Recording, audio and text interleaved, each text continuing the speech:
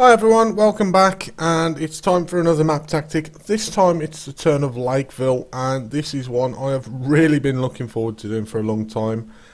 It's a map where I see a lot of people making really bad errors on this, but we're going to go through it, and hopefully it's going to give you some food for thought, might help you improve how you play on this map.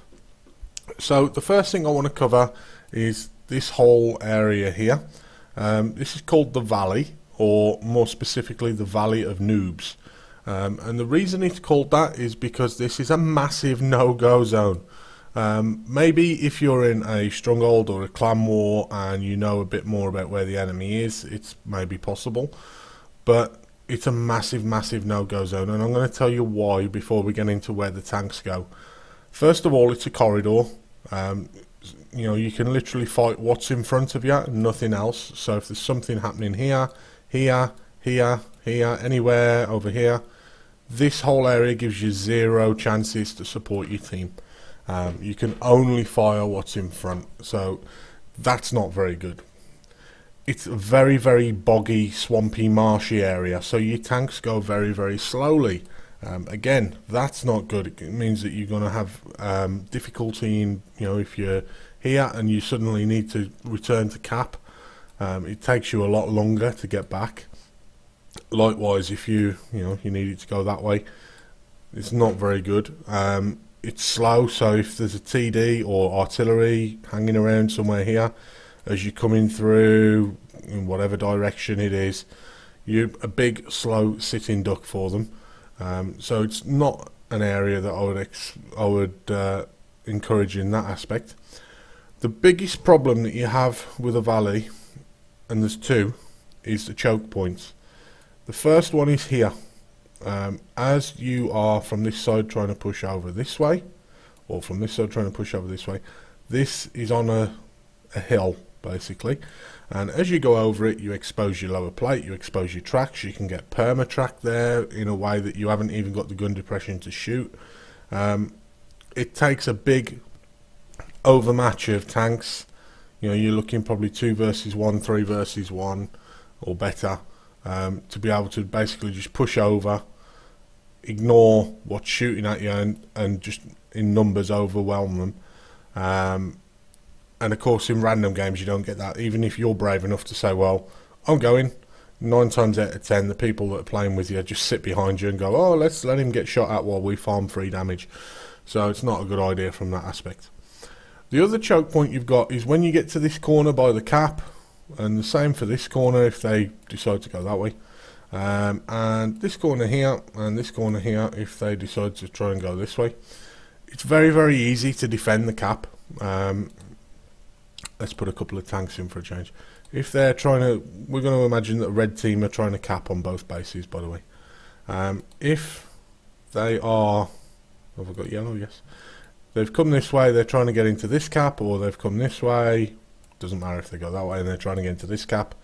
It's very easy to defend against, because all you need to do is play hold down on that corner or hold down on that corner, and you can just poke out, put shots in, and fall back. Same there, poke out, put a shot in, fall back. And your teammates, even if you don't penetrate, your teammates that are over here somewhere, as you're spotting, they can put shots in as well, and it's very difficult for them to be able to effectively clean up the map on that one. So where should you go? Because we're cracking on with the time here now. Well, we'll cover the southern base first. So if you are in a heavy, you need to make sure that you will win this town. I personally like to come to either up here or onto the lower part down here. What I would advise is that you come as far this way as possible and then around and either through there or up that way. Reason being, because it's a small map, you will get shot from here if you try and take a shortcut.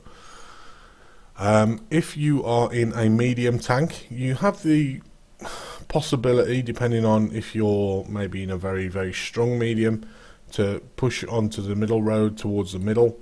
But again, you've got to be careful because you can get shot from the sides there.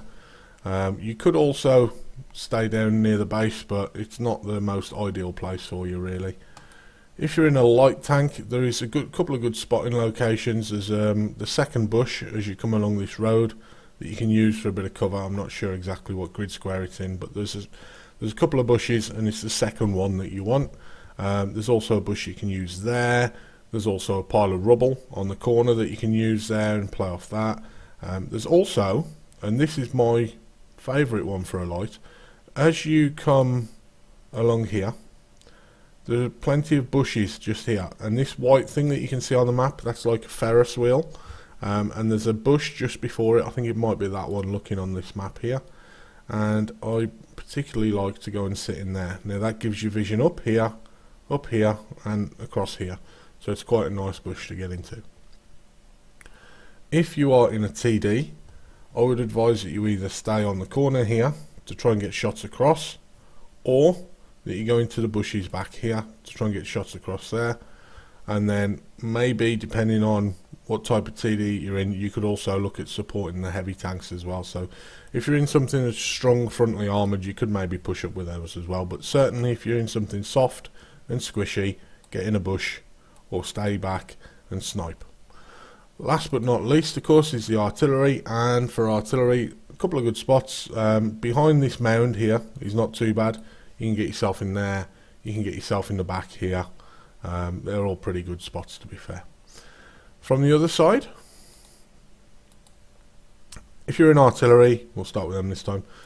You know, there's a couple of good spaces that you can get into back here somewhere, even over here. There's rocks and things that you can hide behind so that you can fire and then pull forward into a bit of cover. If you are in a heavy, again, you need to be making sure that you're trying to win the town. I'm not over keen on coming this way with a heavy, simply because as you come around you tend to get fire from here, and they can also get shots up from there. So I do prefer to push around again onto the low ground if possible, and again it's important that you come around the back and then down and into whichever roads you want to come into, because if you try and take the shortcut you will lose hit points. If you're in a light tank, you can this time run forward to there. Now this rock, you want to actually see the bend in the road. You want to get in this corner of the bend in the road.